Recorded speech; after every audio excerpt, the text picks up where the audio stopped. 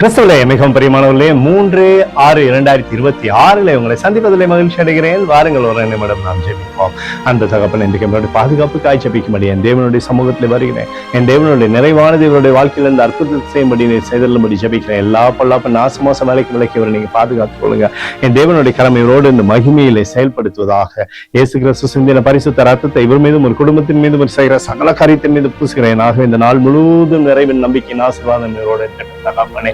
வெளிப்படுத்துதல் 21:24 படி ரட்சிக்கப்படுகிற ஜனங்கள் அதன் வெளிச்சத்திலே நடப்பார்கள் என்று சொல்லி எழுதப்பட்டிருக்கூடிய வார்த்தையின்படி ஆண்டவரே வெளிச்சத்திலே நடக்கும்படியான கிருபையும் அன்பும் அபிஷேகமும் விடுதலையும் இவருடைய வாழ்க்கையில தந்து ஆசீர்வதிங்க, பாதுகாத்து வழி நடத்துங்க. இயேசுவின் நாமத்திலே ஒப்பு கொடுத்து ஜெபிக்கிறேன் நல்ல பிதாவே, ஆமென். பிரியமான ஜெப பங்காளரே, ஒரு நிமிடம் நம்ம இந்திய தேசத்திற்காகவும் ஜெபிப்போம். அன்பு தகப்பனே, 3/6/2026 தேசத்தின் நன்மைக்காய் ஜெபிக்கும்படியாய் உம்முடைய சமூகத்தை வருகிறேன்.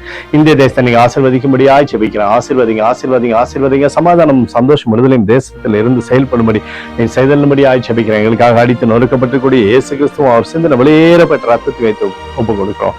அதோடு இந்திய தேசத்தில் எழுப்புதலை தரும்படியாய் ஜெபிக்கிறேன். எழுப்புதலை தருவீராக.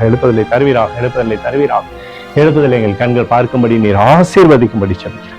நேற்றும் இன்றும் என்றும் மாறாதவராகிய இயேசுவின் நாமத்திலே ஒப்பு கொடுத்து ஜெபிக்கிறேன் நல்ல பிதாவே, ஆமென். பிரியமான ஜெப பங்காளரே, ஆண்டவர் நம்மளுடைய ஜெபத்தை கேட்டிருக்கார். இந்த நாள் முழுவதும் கர்த்தராகிய இயேசு கிறிஸ்துக்குள் நீங்கள் வளரும்படி வாழ்த்தி ஆசீர்வதிக்கிறேன். ஆமென்.